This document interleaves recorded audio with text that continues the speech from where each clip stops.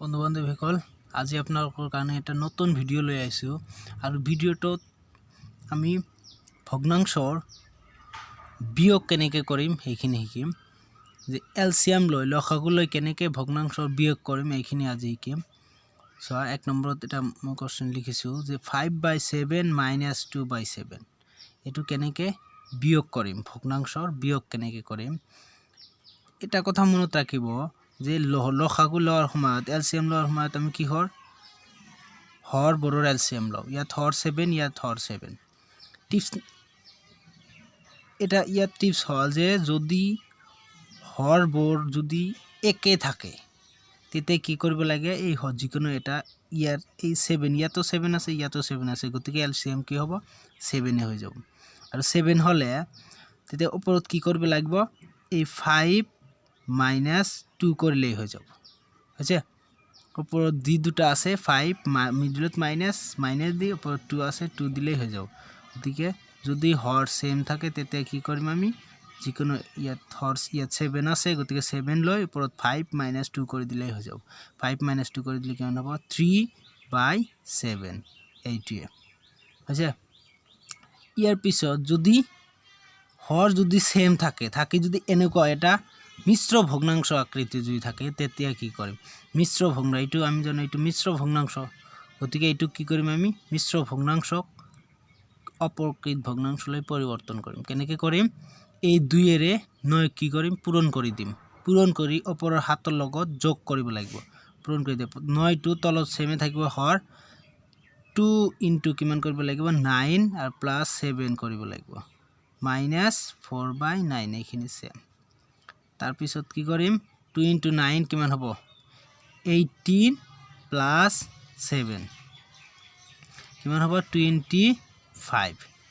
কিমান হ'ব 25/9 আৰু ইয়াত হ'ব -4/9 আগৰ নিচিনা তলত হৰ কি হৈছে 9 গতিকে 9 হলে কি হ'ব লসাগু কি হৈ যাব 9 হ'ব ওপৰত 25 - 4 কৰি দিলে হৈ যাব তে কি হ'ব 25 পৰা 4 বিয়োগ কৰিলে কিমান হ'ব 21 কি হ'ব 9 এইটো आंसर কি হ'ব 21/9 এইটো आंसर এতিয়া 3 নম্বৰ টিপস লৈ আমি আগবাঢ়িছো যে আগৰখিনি আছিল আমাৰ সদৃশ ভগ্নাংশ মানে হৰ বিলাক সেম আছিল তেতে লসাগুৰ এলচিয়াম লওতে কি কৰিছো যি তলত যি আছে হৰ যেটো সেম আছিল এইটো লসাগু আৰু ওপৰৰ দুটা বিয়োগ কৰিছো কিন্তু ইয়াত চাওক ইয়াত হৰ বিলাক ব্লেক আছে ইয়াত কেনেকৈ লসাগুলৈ কেনেকৈ আমি বিয়োগ কৰিম এটা ইয়াত কি কৰিব লাগিব ইয়াত প্ৰথমতে চাব লাগিব এই হৰ বিলাকৰ সৰুটো ডাঙৰটোৰ মাজত ভাগ যায় নেকি ইয়াত 3/6ত ভাগ যায় গতিকে এই ডাঙৰটো হ'ব কি লসাগু আছে ইয়াত 3/6ত ভাগ যায় গতিকে ডাঙৰটো হ'ব কি লসাগু 6 লসাগু হলে এটা 6 এৰে কি কৰিব লাগিব এই 6 এৰে এই 6ক কি কৰিব লাগিব ভাগ কৰিব লাগিব 6 কেইবাৰ তো একবাৰ এই 1 এৰে ওপৰৰ 5ক কি কৰিব লাগিব পূৰণ কৰিব লাগিব 1 পূৰণ 5 মাজত মাইনাস দিব লাগিব তাৰ পিছত 3 আকৌ এই 6ত কেইবাৰ যাব এটো চাব লাগিব 3 যাব 6ত 2 বাৰ এই 2 এৰে কি কৰিব লাগিব ওপৰত 3 ৰ ওপৰত 1 আছে 1ক পূৰণ কৰিব লাগিব ইয়াৰ পিছত কি কৰিম 6 1 5 গুণ 5 আৰু 2 1 গুণ 2 তে কি কৰিম 5 ৰ পৰা 2 বাদ দিলে কি হ'ব 3/6 এটা ইয়াত কটাকটি কৰিব কৰা যায় হয় না যায় 3 ইয়াত একবাৰ যাব ইয়াত 2 বাৰ যাব গতি 1/2 এইটো आंसर 4 নম্বৰ অকলৈ আহিছো আমাৰ 4 নম্বৰ এইটো কি অসদৃশ ভগ্নাংশ মানে সদৃশ নহয় কিৰ কাৰণে নহয় আমাৰ হৰ ব্লেক ইয়াত 7 আছে ইয়াত 2 আছে গতিকে হৰ ব্লেক আৰু ইয়াত সোয়া এই দুইটা ভগ্নাংশ কি আছে আমাৰ মিশ্ৰ ভগ্নাংশ হৈ আছে গতিকে এই মিশ্ৰ ভগ্নাংশখিনি আমাক কি কৰিব লাগিব অপ্ৰকৃত ভগ্নাংশলৈ পৰিৱৰ্তন কৰিব লাগিব কেনেকৈ কৰিম চাই লোৱা যে প্ৰথমতে কি কৰিলো এই 3 ৰে 7ক কি কৰিব লাগিব পূৰণ কৰিব লাগিব পূৰণ কৰি ওপৰৰ 4 ৰ লগত যোগ কৰিব লাগিব তে কেনেকৈ কৰিম 3 * 7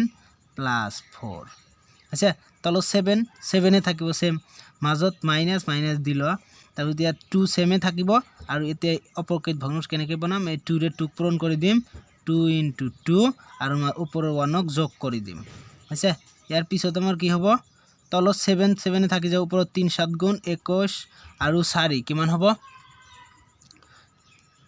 25 হৈ যাব কিমান হ'ব 25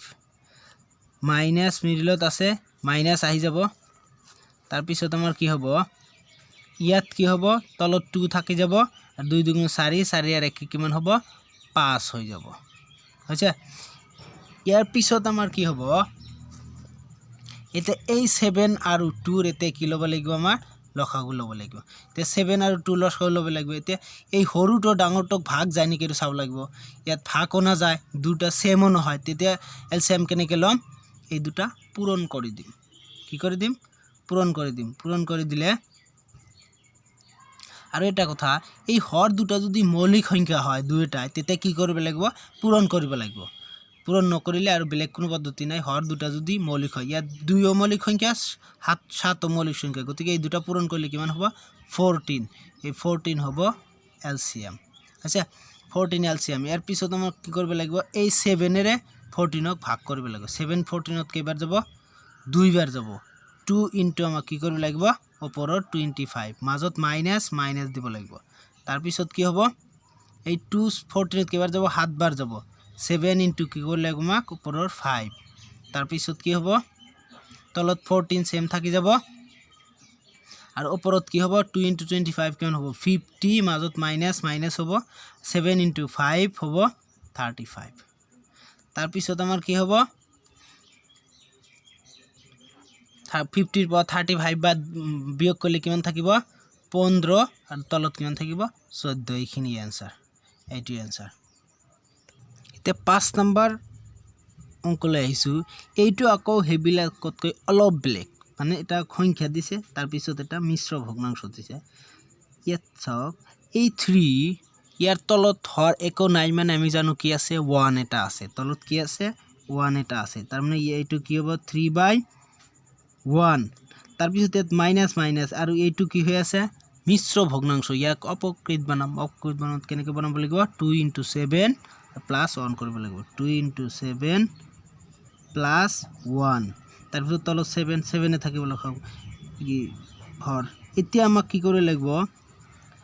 3/1 তাৰ পিছত ইয়াত আমাৰ মাইনাস হৈ যাব মাইনাস কিমান হ'ব 2 7 গুণ 14 কে কিমান হ'ব 15 বাই কিমান হ'ব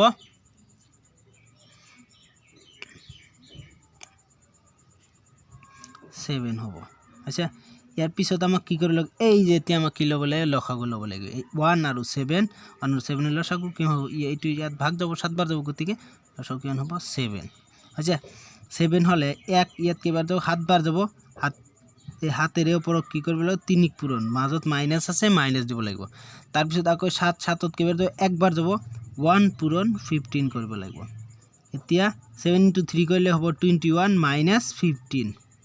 /7 এতিয়া কি কৰিব লাগিব এইখিনিক এতিয়া 21 ৰ পৰা 21 - 15 কৰিব লাগিব 21 ৰ পৰা 15 বাদ দিলে কিমান থাকিব